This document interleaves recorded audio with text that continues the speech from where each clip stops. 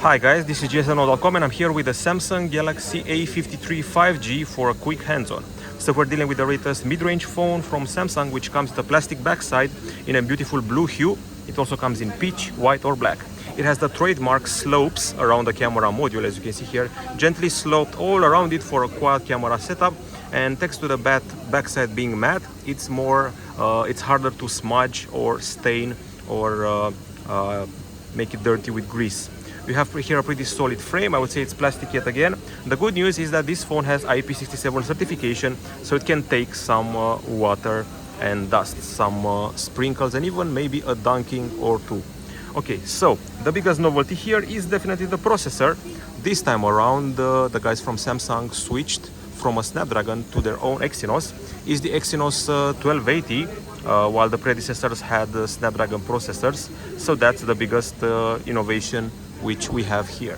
Now the screen is familiar. I've seen this type of screen before. It's a Super AMOLED with a 6.5-inch diagonal, a resolution of Full HD Plus, and 120 Hz refresh rate. You can actually set it up from the settings area, and you can go here and set it to either 60 Hz or 120 Hz. And right now I'm filming outside, so I have to activate the adaptive light, otherwise it would look like this. But the adaptive light makes it handle the sun pretty well. By the way, the screen has Gorilla Glass 5 protection, just so you know. And the processor I mentioned before, the Exynos 1280, is a 5nm octa-core chip. It's accompanied by 6 or 8 gigs of RAM, which you can actually expand if you go here. So if you go here, RAM, and we have 6 gigs of RAM available. And there's the RAM Plus feature. You can add 2, 4 or 6 gigs taken from the internal storage. Speaking of which, the internal storage is 128 gigabytes. We also have a micro SD card slot to expand it. And finally, there's a 5000 mAh battery, which juices up the phone at 25 watts. Not very sure if they're including a charger this time. My guess is that probably not. There's no audio jack at the top side, there's no audio jack at the bottom side. You have a singular speaker here and an extra one here for a stereo setup. Aside from that, as the name tells you, we're dealing with a 5G phone here with Wi-Fi dual band connectivity, USB-C 2.0, and also NFC is available for your payment needs. Now, I think we've covered pretty much everything as far as the screen is concerned, processor, stereo speakers. It's time to talk about the security.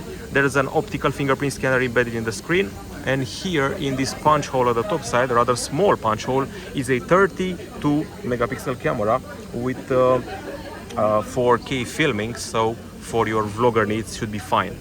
At the back side there's a quad camera, which is basically unchanged from the last year 2 models and maybe from the models from 2 years ago.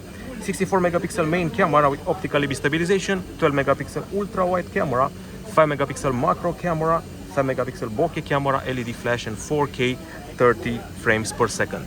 I actually wanted 4K 60 frames, but you can't get everything you want.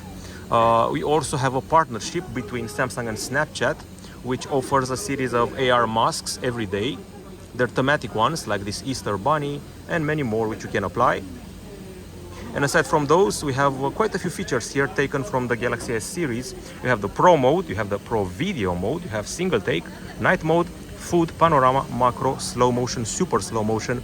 And this is the video department where you can actually go ahead and film in 4K.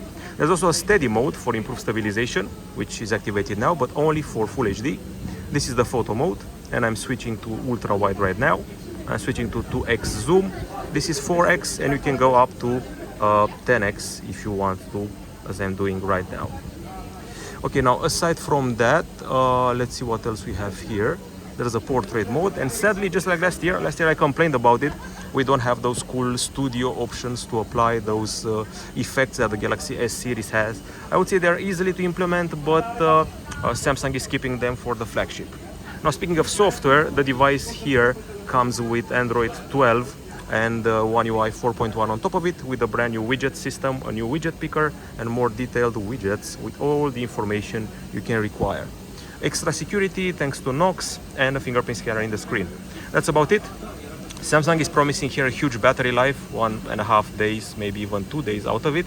And I'm curious about the brand new CPU compared to the Snapdragons from last year.